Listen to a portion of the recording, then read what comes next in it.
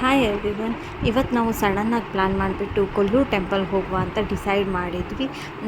ನಮ್ಮ ಜೊತೆ ಅಮ್ಮ ಪಪ್ಪ ಕೂಡ ಬರ್ತೀನಂತ ಹೇಳಿದರು. ಸೊ ಹಾಗಾಗಿ ಬೆಳಗ್ಗೆ ಬೇಗ ಎದ್ಬಿಟ್ಟು ಮನೇಲೆಲ್ಲ ಕೆಲಸ ಮುಗಿಸಿ 6 o'clock ಹಾಗೆ ಹೊರಟ್ವಿ. ಅಮ್ಮ ಪಪ್ಪ ಜೊತೆ ಆಂಟಿ ಕೂಡ ಬಂದಿದ್ದರು. ಆನ್ ದ ವೇ ಇದ್ದಿದ್ದರಿಂದ ಅವ್ರನ್ನ ಪಿಕ್ ಮಾಡಿಕೊಂಡು ನಾವು ಹೋದ್ವಿ.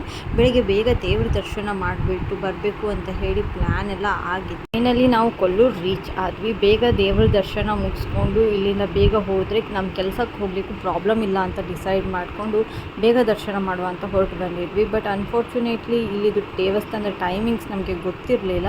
7 o'clock 8:30ಗೆ ಪೂಜೆ ಇರ್ಬೋದು.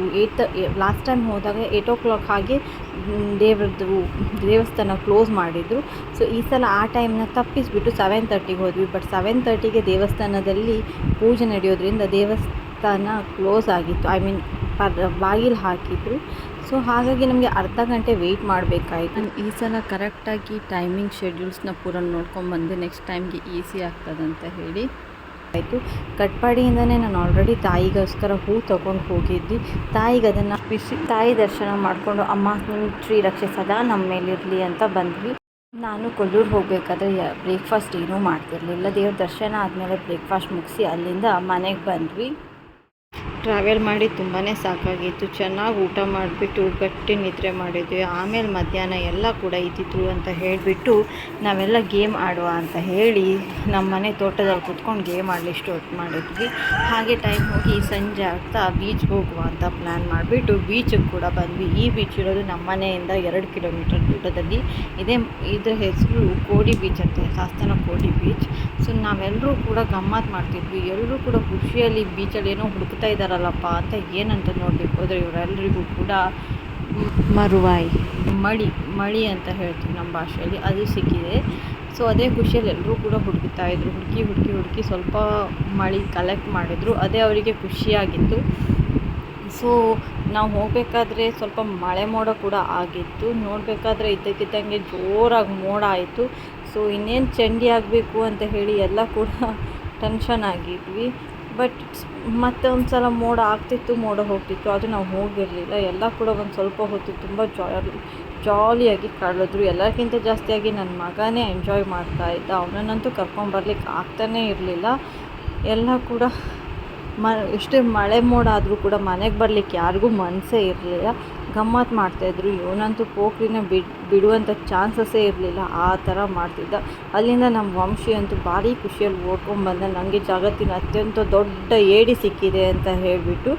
ನೋಡಿ, ಇದನ್ನೇನು ಮಾಡಬೇಕು ಅಂತಲೇ ನಮಗೆ ಗೊತ್ತಾಗಲಿಲ್ಲ ಕೊನೆಗೂ ಕೂಡ. ಸೊ ಫೈನಲಿ ಮಳೆ ಬರ್ತದೆ, ನಾವು ಮನೆಗೆ ಹೋಗುವ ಅಂತ ಡಿಸೈಡ್ ಮಾಡಿಕೊಂಡು ಹೊರಟ್ವಿ. ಏನೋ ಒಂದು ಗಮ್ಮತ್ತಾಯಿತು ಆ ಮೂಮೆಂಟ್ನಲ್ಲಿ. ಸೊ ನಮಗೆ ಸೆಕೆ ತಡ್ಕೊಳ್ಲಿಕ್ಕೆ ಆಗದೇ ನಾವು ಬೀಚ್ ಕಡೆ ಹೋದರೆ ಇಲ್ಲಿ ಕೂಡ ಅಪರೂಪದ ಗೆಸ್ಟು ನಡ್ಕೊಂಬರ್ತಾಯಿದ್ರು.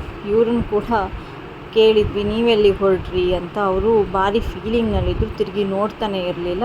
ಸೊ ನಮ್ಮ ಮನೆಯವರೆಲ್ಲ ಎಂಜಾಯ್ ಮಾಡ್ತಿರೋರೆಲ್ಲರೂ ಕೂಡ ಒಂದು ಸಲ ನಿಂತ್ಕೊಂಡು ಶಾಕ್ ಆಗಿ ನೋಡ್ತಾಯಿದ್ರು. ಇವರೇನಪ್ಪ ನೋಡ್ತಾ ಇದ್ದಾರೆ ಅಂತ ಹೇಳಿಬಿಟ್ಟು ನಾನು ಕೂಡ ಹತ್ತಿರ ಹೋಗಿ ಕೇಳಬೇಕಾದ್ರೆ ಆ ಗೆಸ್ಟ್ ಇದ್ರಲ್ವ, ಅವರು ಸಮುದ್ರದ ಮಧ್ಯೆ ಹೋಗ್ತಾಯಿದ್ರು. ಇವ್ರದ್ದೆಲ್ಲ ಒಂದೇ ಸಮನೆ ಬೊಬ್ಬೆ ಬಿದ್ದಿತ್ತು. ಅಯ್ಯೋ ನಾಯಿ ಸಾಯ್ತದೆ, ಕರೀರಿ ಅಂತ ಯಾರು ಕರೆದ್ರು ಆ ನಾಯಿ ಅಂತೂ ವಾಪಸ್ ಬರ್ತಾ ಇರಲಿಲ್ಲ.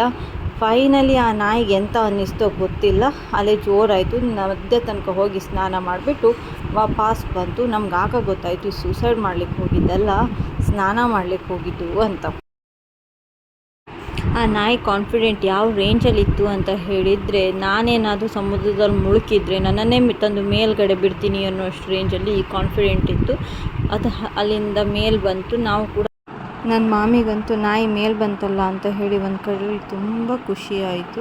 ಅದಕ್ಕೆ ಯಾಕೆ ಹೋಯ್ತು ನೀರು ನಡುವೆ ಅಂತ ಹೇಳಿ ಕೇಳುವ ಅಂತ ನಾನು ಕೂಡ ಅದನ್ನು ಪ್ರಶ್ನೆ ಮಾಡಿದೆ. ಯಾಕಪ್ಪ, ಏನು ಟೆನ್ಷನ್ ನಿಮಗೆ, ನೀನು ಯಾಕೆ ನೀರ ಹತ್ರ ಹೋಗಿದ್ದಿ ಅಂತ ಹೇಳಿ ಕೇಳಿದೆ. ಅದು ನಿಂಗೆ ಯಾಕಮ್ಮ, ಬೇರೆಯವ್ರ ಪರ್ಸ್ನಲ್ ಮ್ಯಾಟ್ರ್, ಅದು ನಂಗೆ ಸಂಬಂಧಪಟ್ಟಿತ್ತು ಅಂತ ಹೇಳಿಬಿಟ್ಟು ಸೀದಾ ಹೋಯಿತು. ಮಳೆ ಮೋಡ ಆಗಿ ಜೋರು ಮಳೆನೇ ಬಂತು. ಸೊ ಅಲ್ಲಿಂದ ನಾವೆಲ್ಲರೂ ಕೂಡ 1 ನಿಮಿಷನೂ ನಿಲ್ಲದೆ ಓಡಬೇಕಾಗಿರೋ ಪರಿಸ್ಥಿತಿ ಬಂತು. ನಮ್ಮನೆ ಮಕ್ಕಳು ಎಷ್ಟೇ ಜೋರಾಗಿ ಮಳೆ ಬಂದು ನಾವಂತೂ ಬರೋದಿಲ್ಲ ಅಂತ ಹೇಳಿ ಅಲ್ಲಿಂದ ಬರಲಿಕ್ಕೇ ಟೈಮ್ ತೊಗೊಂಡ್ರು. ಅಲ್ಲಿಂದ ನಾವೆಲ್ಲರೂ ಕೂಡ ಸಾಸ್ತಾನಾಗಿ ಬಂದ್ವಿ. ಇಲ್ಲಿ ಬರ್ತಾ ಜೋರಾಗಿ ಮಳೆ ಬಂತು. ಅಜ್ಜಿ ವಾರ್ನಿಂಗ್ ಕೂಡ ಬಂತು, ಬೇಗ ಮನೆ ರೀಚ್ ಆದ್ರಿ ಅಂತ. ಹಾಗೆ ನಾವೆಲ್ಲ ಒಂದು ಸ್ವಲ್ಪ ಬಿಸಿ ಬಿಸಿಯಾಗಿರೋ ಮೊಟ್ಟೆ ಬಟಾಣಿ ತಿನ್ನುವ ಅಂತ ಹೇಳಿ ಅಲ್ಲೊಂದು ಸಾಸ್ತಾನದಲ್ಲಿರೋ ಮೊಟ್ಟೆ ಬಟಾಣಿ ಅಂಗಡಿಗೆ ಹೋದ್ವಿ. ಎಲ್ಲರೂ ಮೊಟ್ಟೆ ಬಟಾಣಿ ತೊಗೊಂಡ್ರು, ನಾನೊಂದು ಆಮ್ಲೆಟ್ ತೊಗೊಂಡೆ. ಸೊ ಎಲ್ಲರೂ ಕೂಡ ಖುಷಿಯಾಗಿ ತಿಂದು ಮನೆಗೆ ಹೋದ್ವಿ. ಯಾಕಂದರೆ ಮನೇಲಿ ನಾವು ಇವತ್ತು ಸಾಧನೆ ಮಾಡಿ ತಂದಿರುವ ಮಳೆ ಸಿಕ್ಕಿತ್ತಲ್ಲ, ಅದಕ್ಕೆ ಸರಿ ಉಂಟಾ ಇಲ್ವಾ ಅಂತ ಸಮೀಕ್ಷೆ ಸ್ಟಾರ್ಟ್ ಆಯಿತು. ನನ್ನ ಆಂಟಿ ಇದನ್ನು ತನಿಖೆ ಮಾಡಿ ಸರಿ ಉಂಟು, ಇದು ಓಕೆ ಅಂತ ಹೇಳಿ ರಿಸಲ್ಟ್ ಕೊಟ್ಟ ಮೇಲೆ ಇದನ್ನು ತಗೊಂಡು ನಮ್ಮ ಅಜ್ಜಿ ಹತ್ರ ಹೋಗಿದ್ವಿ. ಅಜ್ಜಿ ಕೂಡ ಅರ್ಧ ಗಂಟೆ ಕ್ವಾಲಿಟಿ ಚೆಕ್ ಮಾಡಿಬಿಟ್ಟು ಇದು ತಿನ್ಬೋದು ಅಂತ ಹೇಳಿ ರಿಸಲ್ಟ್ ಕೊಟ್ಟರು. ಫೈನಲಿ ನಾವೆಲ್ಲ ಕೂಡ ಒಂದೇನೋ ಸಾಧನೆ ಮಾಡಿದ್ವಿ ಅನ್ನೋ ಖುಷಿಯಲ್ಲಿ ಅದನ್ನು ತಗೊಂಡು ಸರಿ ಮಾಡಿ ಅದನ್ನು ಚೆನ್ನಾಗಿ ವಾಶ್ ಮಾಡಿಬಿಟ್ಟು ತಿಕ್ಕಿ. ನನ್ನ ಅಜ್ಜಿದು ಆಲ್ರೆಡಿ ವಾರ್ನಿಂಗ್ ಆಗಿತ್ತು, ಇದನ್ನೆಲ್ಲಾದರೂ ಒಳಗೆ ತೊಗೊಂಬಂದರೆ ಪಾತ್ರೆ ಸಮೇತ ಬಿಸಾಕ್ತೀನಿ ಅಂತ ಹೇಳಿ. ಆದರೂ ನಾವು ಹೆದರ್ಕೊಳ್ಳದೆ ಅದನ್ನು ಚೆಂದ ಮಾಡಿ ವಾಶ್ ಮಾಡಿ ಕುಕ್ಕಿಂಗ್ ಮಾಡುವ ಅಂತ ಹೇಳಿ ಹೊರಟ್ವಿ. ಸೊ ನನ್ನ ಜೊತೆ ಎಲ್ಲರೂ ಕೂಡ ಸಪೋರ್ಟ್ ಮಾಡಿದರು. ಅದನ್ನು ಚೆನ್ನಾಗಿ ತೊಳೆದು ಒಂದು ಪಾತ್ರದಲ್ಲಿ ಹಾಕಿ ಇನ್ನೇನು ಕಿಚನಿಗೆ ಹೋಗಬೇಕು ಅನ್ನೋಷ್ಟರಲ್ಲಿ ನಮ್ಮ ಅಜ್ಜಿ ಆಲ್ರೆಡಿ ಬಂದುಬಿಟ್ಟು ಕಿಚನ್ ಹತ್ರನೇ ನಿಂತಿದ್ರು. ಫೈನಲಿ ಅಜ್ಜಿದು ಪರ್ಮಿಷನ್ ತೊಗೊಂಡು ನಮ್ಮದು ಕುಕ್ಕಿಂಗ್ ಸ್ಟಾರ್ಟ್ ಆಯಿತು. ಬೇವಿನ ಸೊಪ್ಪು, ಉಪ್ಪು, ಹಳದಿ ಎಲ್ಲ ಹಾಕಿ ಫೈನಲಿ ನಾವು ಬೇಯಿಸಲಿಕ್ಕೆ ಶುರು ಮಾಡಿದ್ವಿ. ನನ್ನ ಮಾಮಿ ಹುಡುಕಿ ಒಂದು ಫೈನಲಿ ಒಂದು ಚಿಕನ್ ಸುಕ್ಕ ಮಸಾಲಾನ ನನಗೆ ತಂದು ಕೊಟ್ಟರು. ಸೊ ಚಿಕನ್ ಸುಕ್ಕ ಮಸಾಲ ಹಾಕಿ ಅದನ್ನು ಬೇಯಲಿಕ್ಕಿಟ್ಟು ಹೋದ್ವಿ. ಒಂಥರ ಭಯ ಕೂಡ ಆಗ್ತಾಯಿತ್ತು, ಇದು ಒಳ್ಳೆ ಉಂಟಾ ಇಲ್ವಾ ಅಂತ ಹೇಳಿ. ಬಟ್ ಇದು ಮಾತ್ರ ಸಖತ್ತಾಗಿತ್ತು. ನಾವು ಡೈಲಿ ಯಾವಾಗಲೂ ಮಾಡೋ ಅಡುಗೆಗಿಂತನೂ ಚೆನ್ನಾಗೇ ಬಂದಿತ್ತು. ಫೈನಲಿ ಅದಕ್ಕೆ ಒಳ್ಳೆ ಫ್ಲೇವರ್ ಬರಲಿ ಅಂತ ಒಂದಿಷ್ಟು ಗರಂ ಮಸಾಲ ಪೌಡರ್ನ ಹಾಕಿ ಫೈನಲ್ ಟಚ್ ಕೊಟ್ವಿ. ಟ್ರೆಡಿಷ್ನಲ್ ಆಗಿ ತಿನ್ನುವ ಅಂತ ಹೇಳಿ ನಾವೇ ತೋಟಕ್ಕೆ ಹೋಗಿ ಒಂದು ಬಾಳೆ ಎಲೆನ ತೊಗೊಂಬಂದ್ವಿ. ಒಂದೇ ಬಾಳೆ ಎಲೆಯಲ್ಲಿ ಎಲ್ಲರೂ ತಿಂದರೆ ಏನೋ ಒಂಥರ ಖುಷಿ ಇರ್ತದಂತ ಹೇಳಿ ಅದನ್ನು ತೊಗೊಂಬಂದು ರೆಡಿಯಾಗಿರೋ ಸುಕ್ಕನ್ನು ತೊಗೊಂಡು ಒಂದು ಪ್ಲೇಟ್ನಲ್ಲಿ ಹಾಕಿ ನಾವೇನು ತಿನ್ಲಿಕ್ಕೆ ಸ್ಟಾರ್ಟ್ ಮಾಡಿದ್ವಿ. ಸೊ ನಮ್ಮ ಇಡೀ ಪಟ್ಲ ಕ್ಯಾಂಗೆ ಬಂತು. ತಿನ್ನಬೇಕಾದ್ರೆ ಸ್ವಲ್ಪ ಭಯನೇ ಇತ್ತು, ಆದರೂ ಕೂಡ ತಿಂತ ಎಂಜಾಯ್ ಮಾಡಿದ್ವಿ. ಎಲ್ರಿಗೂ ಕೂಡ ತುಂಬ ಇಷ್ಟ ಆಗಿತ್ತು.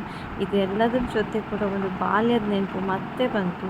ಒಂದಿನ ನಾವು ಬ್ಯೂಟಿಫುಲ್ಲಾಗಿ ಎಂಜಾಯ್ ಮಾಡಿದ್ವಿ.